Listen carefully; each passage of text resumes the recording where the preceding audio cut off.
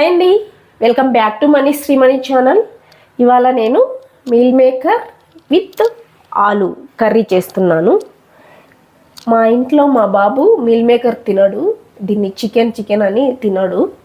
అందుకు ఈ రెండింటిని కలిపి కర్రీ చేస్తా. ముందుగా స్టవ్ ఆన్ చేసుకున్నాను.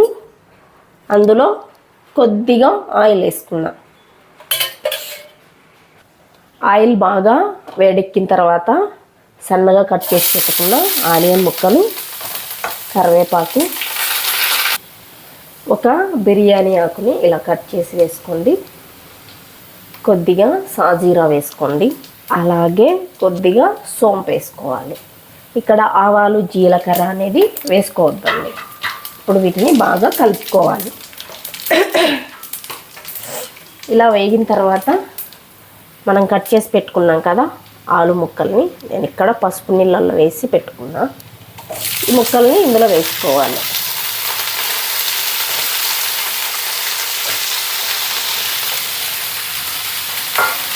ఈ పోపు అంతా ఈ ఆలు ముక్కలకి పట్టే విధంగా కలుపుకోవాలి.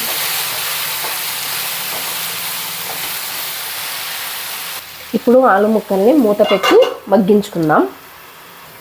ఆ ముక్కలు మధ్యలోపు నేను ఒకటి చెప్తానండి. ఈ కర్రీ మా చెన్నై ఫ్రెండు ఒక అమ్మాయి నేర్పించింది. ఆ అమ్మాయిని అడిగి నేర్చుకొని మా ఇంట్లో 4-5 టైమ్స్ చేసిన తర్వాతే నేను ఇది చేస్తున్నాను. మా పిల్లలకు కూడా చాలా బాగా నచ్చింది. ఇప్పుడు మూత తీసి చూద్దాం. చూడండి, అదే విధంగా ఉడికిపోయింది. ఇప్పుడు మీల్ మేకర్ ఇందులో వేసేసుకున్నాం. దీన్ని కూడా బాగా కలుపుకోవాలి. ఈ కర్రీ చాలా సింపుల్ అండి, సింపుల్ అండ్ టేస్టీ అండి. ఇక్కడ మీరు కావాలంటే అల్లం వెల్లుల్లి పేస్ట్ వేసుకోవచ్చు. మా ఇంట్లో మా పిల్లలు తినరు, సో నేను స్కిప్ చేసేస్తున్నా. అల్లం వెల్లుల్లి పేస్ట్ వేసుకోకుండా చాలా బాగుంటుంది. ఇప్పుడు మూత పెట్టి ఒక 2 మినిట్స్ ఉంచుదాం. ఇప్పుడు మూత తీసి ఇందులో కాస్త పసుపు యాడ్ చేసుకుంటున్నాను. ఇక్కడ మీల్ మేకరు మీకు టైం ఉంటే ఒక 10-15 మినిట్స్ నానబెట్టుకోండి.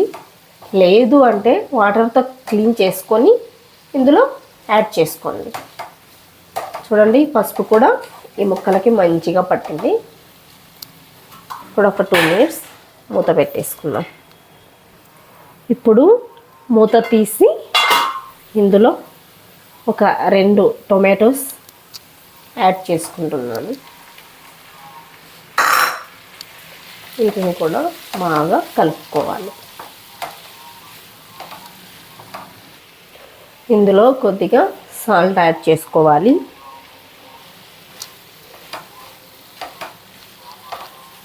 ఇప్పుడు దీన్ని లిడ్ పెట్టేసి టొమాటోస్ని బాగా మగ్గనివ్వాలి. ఇప్పుడు టొమాటోస్ని ఒకసారి చెక్ చేసుకోవాలి. చూడండి, టొమాటోస్ ఈ విధంగా ఉడికిపోయాయి. ఇప్పుడు మనము ఇందులో కారం పొడి, కొద్దిగా ధనియా పౌడర్ వేసుకొని బాగా కలుపుకోవాలి. ఇప్పుడు ఇందులోకి ఈ ముక్కలు మునిగేంత వరకు వాటర్ వేసుకోవాలి. ఈ ఆలు ముక్కల్ని నేను పసుపు నీళ్ళల్లో వేసుకున్నా కదా, ఎందుకంటే మనకు ముక్క ఉడికిన తర్వాత కూడా ఇలా అంటే ముక్క ఇలానే ఉంటుంది, కానీ లోపల మంచిగా ఉడికిపోయి ఉంటుంది. చూడండి,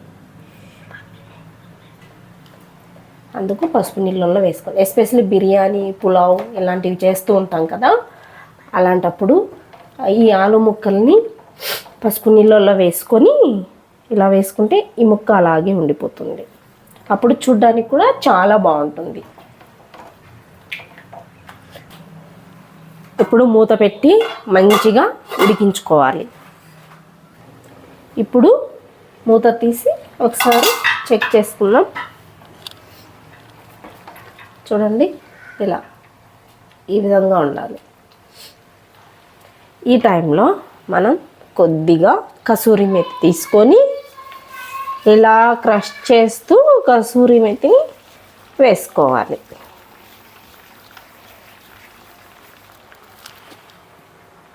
కసూరి మెతి వేసిన తర్వాత మనం సాల్ట్ అవన్నీ చెక్ చేసుకొని, సాల్ట్ తక్కువైతే వేసుకోండి, నాకైతే కరెక్ట్గా సరిపోయింది. ఇప్పుడు మూత పెట్టి ఒక 3 మినిట్స్ మనం మంచిగా దాన్ని ఉడకనిద్దాం. ఇప్పుడు మూత తీసి ఒకసారి చూద్దాం. చూడండి ఇలా చక్కగా ఉడికిపోయింది. ఈ గ్రేవీ కన్సిస్టెన్సీ అనేది మన ఇష్టం అండి. ఇంకొంచెం లూజ్గా కావాలన్నా ఇంకొంచెం లూజ్గా కూడా, అంటే వాటర్ ఎక్కువ యాడ్ చేసుకోవచ్చు ఫస్ట్లో. లేదు మనకు ఈ మాత్రం సరిపోతుందంటే ఇలా కూడా వేసుకోవచ్చు. అంతేనండి. ఇప్పుడు ఫ్లేమ్ బంద్ చేస్తున్నాను. స్మెల్ అయితే సూపర్గా ఉంది. ఒక్కసారి ఇది ఖచ్చితంగా ట్రై చేయండి. మీ పిల్లలు చాలా ఇష్టంగా తింటారు.